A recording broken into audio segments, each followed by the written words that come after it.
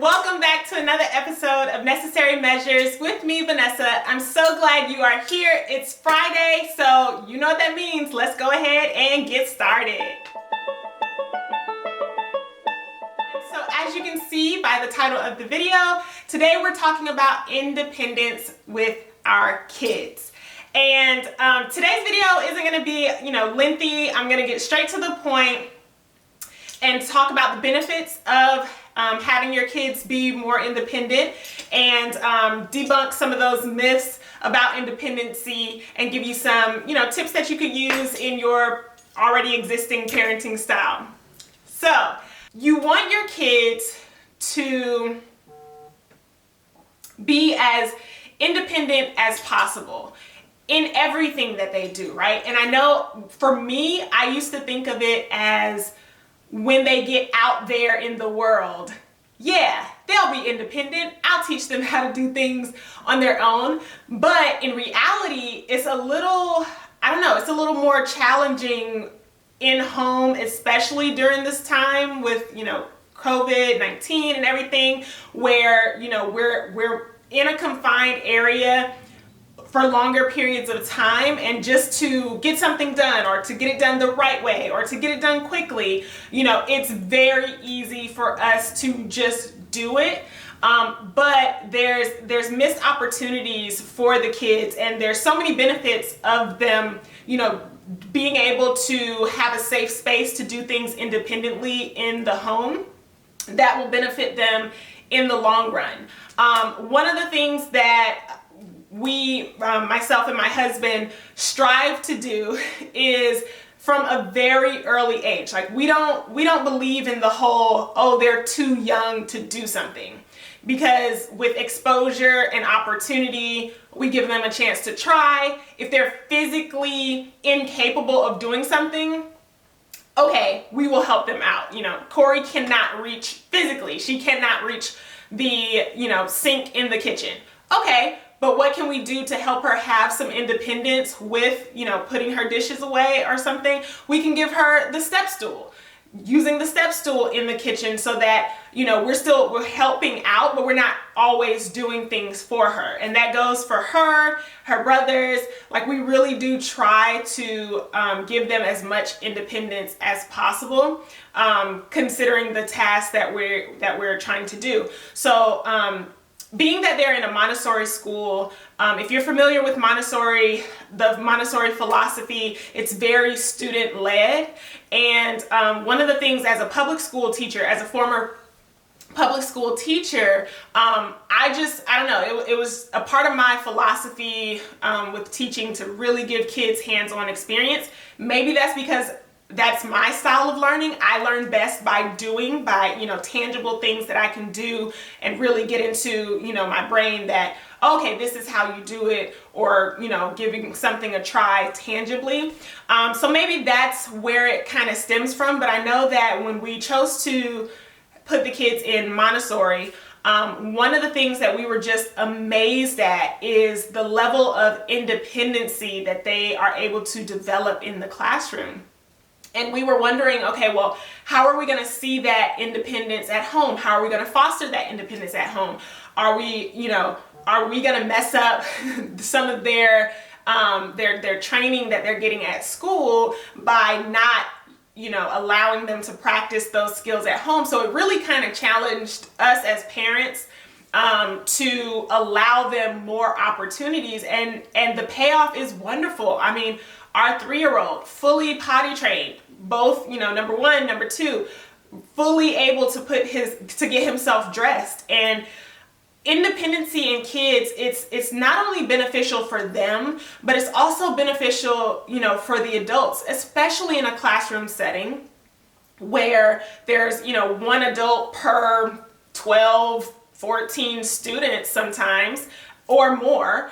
As long as they're able to do something independently, they'll be able to, they won't require as much assistance, as much help. Will they still need to be guided? Of course, but they won't need that one-to-one, help that someone that might not have as much independence may need. Also, teaching kids independence is far beyond just, academics. We want our kids to be able to think for themselves, voice their opinions. Where do they get that practice? They get that practice the most at home. And so, voicing their opinions at home could look like, well, where do you think we should put the tree? And of course, if they say, oh, I want it on the roof, like, there's some guidance that, that opens up for conversations about, okay, well, why that might not work and what that would actually look like, and really giving them some cognitive, brain power behind the reasonings. But again, all of that is just opportunities for them to learn. So one of the things for us with teaching our kids independence was not only making it easy, for us. I mean, we have a lot of kids. So when we are having help by our parents or by our sisters, and they're watching the kids, like it's helpful to them also that they're able to do things, independently.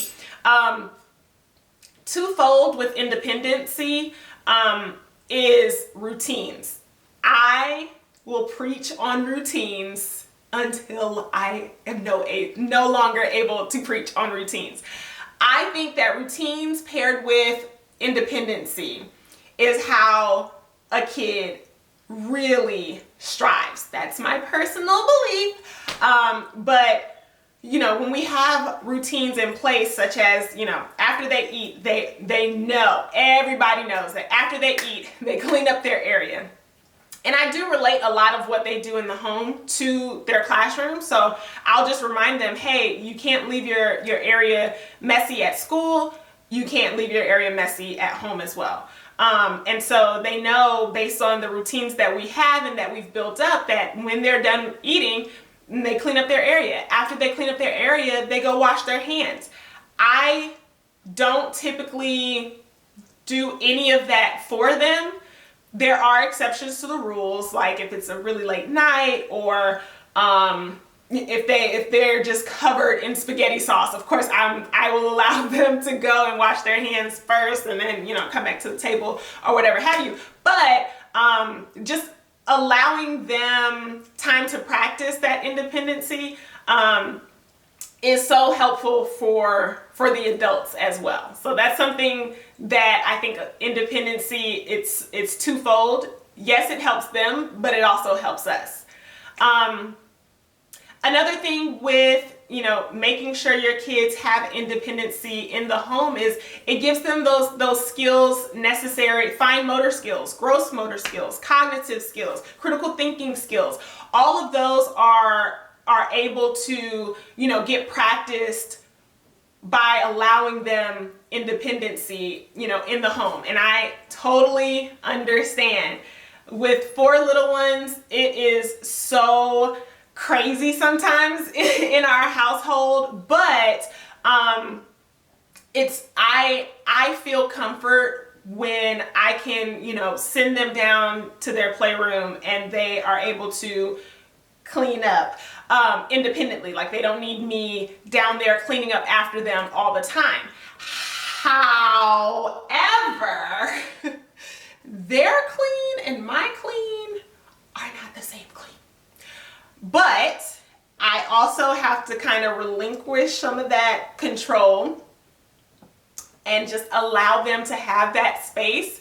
And, once we do a deep clean every 2 weeks or so, they see the difference, but they're also learning to, they're 7, 4, 3, and 2. Will it be perfect? No. Can we make it work? Yeah. If you, like I said, you got to kind of relinquish some of the control of things not being exactly how you would do it. Oh, and that's the thing with teaching independency. You have to have that gradual release model. And I have a video on that. The gradual release model is, you show them how to do it, hand in hand, like side by side. This is how you fold the napkin. And then you give them an opportunity to try with you, right there. Guide them if they have any, if they are doing it incorrectly, and then allow them to do it completely by themselves over and over and over, and give that praise when they do it. Again, it might not be perfect. It might not be the way that you would do it, but keep in mind, you have much of a head start on them, and they're just learning the world around them. They're just learning whatever skill you're trying to teach them, and so give them that flexibility. And so that's what we do with their playroom. Good God, their playroom gets to me, because for me, 30-something-year-old mommy wants the Legos all in one area, but 7-year-old Chase, his reasoning is, well, the Legos are away. Okay, they are. They're not in the middle of the floor. Next time I will show you a different way that you could put the Legos up. And that's what I have to do constantly. I just have to remind myself that, my way isn't the right way. They have their way of doing things. Did they clean up the playroom? Yes. Did they clean it up to where I'm not tripping on Legos or Beyblades? Yeah. Does it look better than when I first came down there? Yeah, so I have to just, chalk it up, mission accomplished. They got it done. But I will go back down there like every 2 weeks or so and give it a real deep clean, just so that they know. Parents, I would love to hear from you. How are some ways that you practice and teach independency in your home? Drop it down in the comments below. So yeah, parents, it's a quick one this Friday. Just allow your kids opportunities to practice things independently of you. I know it's easy for us to hover or, want them to do things our way, but just keep in mind that they're younger, they're still developing the muscles necessary to do certain tasks and activities. Just give them that grace, give them that flexibility. They'll get better over time, and they'll begin to develop trust in themselves, trust in their own voice, and begin to build that self-confidence of what they can do and what they can accomplish. So keep that in mind. So how does teaching independence connect to you building stronger relationships with your kids? It connects immensely. I mean, they're able to build that confidence that they can do something. And so when they need to come and talk to you or ask you a question or confide in you about something, they have that level of comfort built up that they can be able to, come to you and do so. So there's much connection related to, independence and connection with kids. All right, everyone, thank you so much for watching. I really enjoyed this topic today, independence in kids. Give them opportunities to try, and try again. If you would, click the subscribe button to see more videos just like this, and I will talk to you in the next episode. See you later. Bye. I think that's it.